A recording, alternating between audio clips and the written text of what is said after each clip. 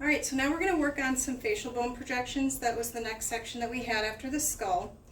So the first two that we're going to do are the Waters method and the reverse Waters method. I just want to show you quick while I have my patient in AP position. This image, if you remember back to skull, a lot of your projections exited the nasion. This one's going to exit the acanthion, and I guess I could show you on me if I'm in the picture. Maybe? Perfect. So this is your acanthion, right above that upper lip. Okay, so glabella between the superciliary arches or your eyebrows, nasion, bridge of the nose, acanthion, and mental point. Okay, so I'm going to have my patient turn PA for me. And for your Waters projection, this image you'll actually do relatively often if you have MRI on your premises where you end up working, because this is done oftentimes for the orbits to see if anybody has any metal or, yeah, honestly it's metal that they're looking for, metal in their eyes prior to having an MRI. So anybody who's had any jobs where they did like welding or anything that were little scraps of metal could have flown into their eye unbeknownst to them, and they can't say for certainty that they don't have metal within their eyes. This is the image that is performed so that they can get an MRI and not have to worry about the repercussions of putting metal flakes in the eyeball into a massive magnet.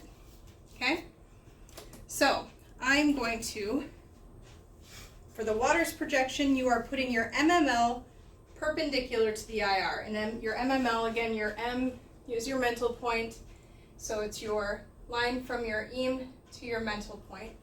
So that is your MML, so we're going to lift the chin until that's approximately even, and we want to get her as close to the tube as possible, just resting that chin right on there. And then again, exiting the acanthion. Bring that up just a smidge. Touch the tube, touch the bucky, get that realigned. Bring this back.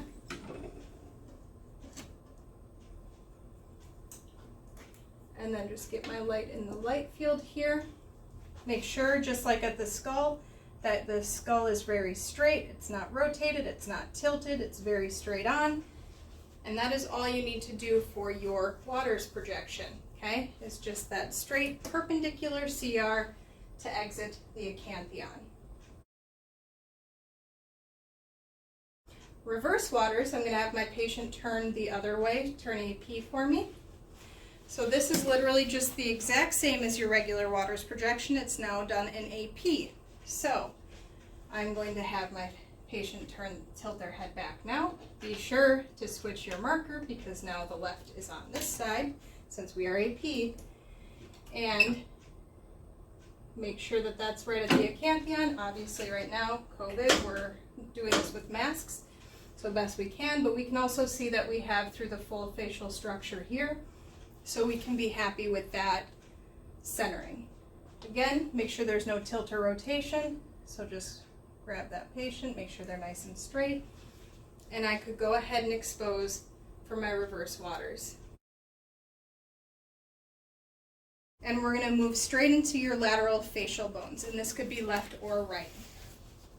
Lateral facial bones are very similar to the skull that you did, it's just different centering, but everything else is the same. So you want your patient in more of a PA oblique body position and a lateral skull position. So I'm going to turn my patient around, and again I'm going to just move my marker out of the way from now and get her here, and then come towards me just a little bit. So your centering for this image is going to be midway between the outer canthus and your EAM. So halfway between the outer canthus and your EAM, so the ear hole. And again, same thing as with your lateral skull, you want that inferior orbital margin and the EAM perpendicular, parallel to one another, so you want your IOML aligned. So I'm going to tuck her chin just a little bit, and this IOML should be parallel to the bottom of your image receptor and perpendicular to the front edge of your image receptor. Okay? So I'm going to move this down, and I'm going to scoot her back. Sorry, a little bit more, tiny bit. And so the other thing with this, between the lateral skull versus now we're doing lateral facial bones, is your cassette is going lengthwise. So last time our cranium is longer than it is taller, but now we only care about our face structures in the front here. So our face is longer than it is wider.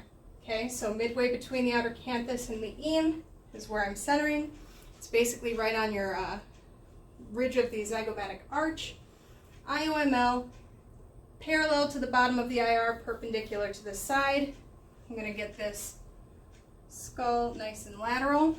Touch the tube, touch the bucky. I'm going to scoot you back just 2 seconds so I'm not scraping on you. Make sure that your tube is aligned. And I'm going to just tilt her again, make sure she's nice and true, lateral and straight. Just a tiny touch more. And I could collimate down that excess.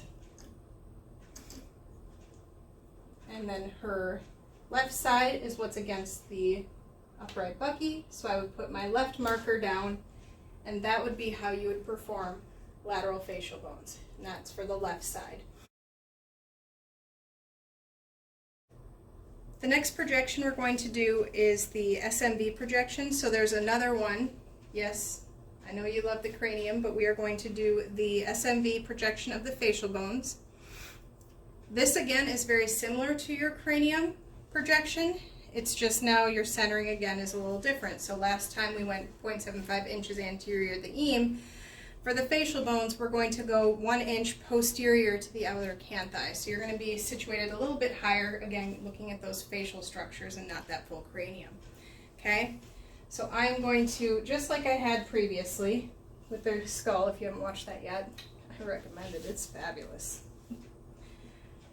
Hand on her back, under the chin, tilt that head all the way back, and with this projection, we're trying to align that IOML parallel to the image receptor.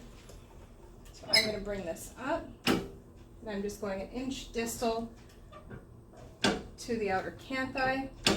Go ahead and sit right back up. So I'm going to just do this really quick. I'm going to go back again. Perfect. I'm just going to shift you just a little bit. And again, make sure that head is nice and straight. Okay, go up one more time for me. So now that I know that that's essentially where I'm going to want it to be, I'm just going to get my marker on so it's ready to go for my patient. Make sure that my tube and my bucky are aligned. And then last time, putting one hand on the back, one hand under the chin, tilting all the way back until that IOML is parallel with the IR. 1 inch distal to the outer canthus. And you can collimate down here so it's just those facial bones, and I would walk back and I would expose that image. And that would be my SMV for the facial bones.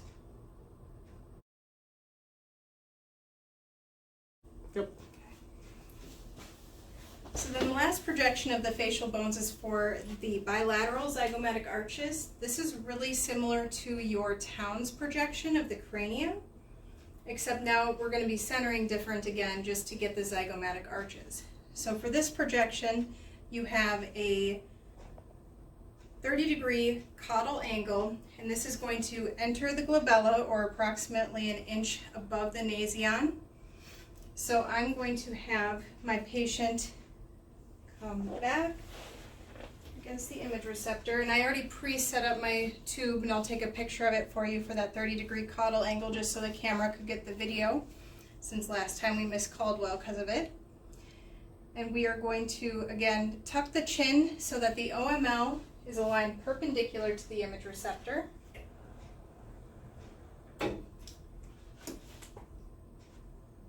And I'm just going to move her just a little bit here. And then open that collimated field to the correct size, which right now it's bigger than it should be, but I wanted to be able to line up my tube, touch the bucky. And then collimate it down so that you're just looking at those zygomatic arches. Okay, that's all we need to see, that's all we care about.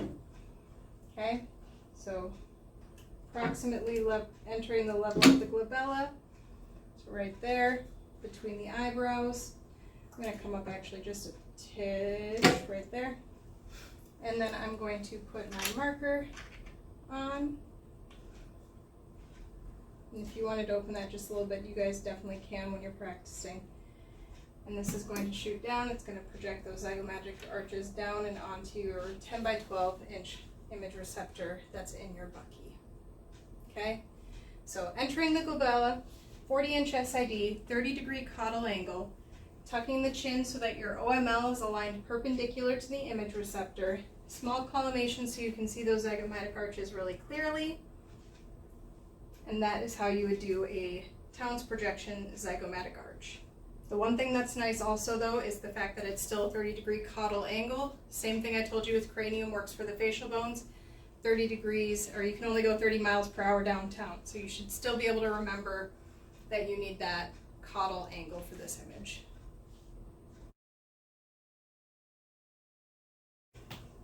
So after we've done the SMV projection, we're going to do a projection for a single zygomatic arch. So this one can get a little bit tough for students just because you have some head rotation that needs to occur, and your central ray is just skimming the surface of that cheekbone. So I'm going to show it to you in how she's sitting right now position so that it makes sense for when I tilt her back. So the rule for this projection is whatever the affected side is, you're going to rotate the head 15 degrees towards the affected side and tilt the top of the head away from the affected side. So what I mean by that is this first image I'm going to be taking of the left zygomatic arch. So you need to pretend that her head's back right now, but in ideal position this would be rotated towards 15 degrees towards the affected side, and then the top of the head tilted away, and our CR would skim the surface of that cheekbone. Okay? If you were doing the right zygomatic arch in that scenario, and this is why I suggest practicing, because in this setup with a tube stand and not a floating overhead, it's hard to work away from your body. So you still do 15 towards the affected side and tilt the top of the head away, but you'll be rotating 15 degrees towards the affected side, top of the head 15 degrees away, skimming this right surface. That gets more difficult because of the fact that even though I'm saying in my head rotate towards, and I'm rotating towards the affected side, I'm rotating her away from my body. So students can get really confused on that just because the words aren't aligning with their actions. Okay? So I'm still going to be tilting that head just as far back as we did for the SMV projection. This centering though is again different. It's right at that zygomatic arch, collimated down to a very small light field just to include that zygomatic arch. So I'm going to hold my patient's back, and again I'm going to just start this off by finding where I want my CR to be. So I'm going to want this a little higher. Go ahead and sit up and bring this up just a little bit. And I'm actually going to have her, can you shift your chair about 1.5 inches to your right? And you can move your butt that way too. Perfect. So I'm going to collimate down preemptively because I want a very small collimated field. And then I'm going to, again, bring her all the way back. And so now we're already skimming that surface. That makes me happy. Let's tilt back just a smidge more. Perfect. And I'm going to rotate 15 degrees towards the affected side, top of the head away. And that's that central ray right there. See how it's skimming that cheekbone? And I'm going to bring it in a little bit closer. So 15 degrees towards the affected side, top of the head away, skimming that zygomatic arch. Okay? So I'm going to let you relax. If you need to watch that 2 or 3 times to see how I did that, go right ahead. I don't want to keep her down in that position any longer than I need to, but again, I'll take pictures at the end so that you can have a picture of exactly what that should look like.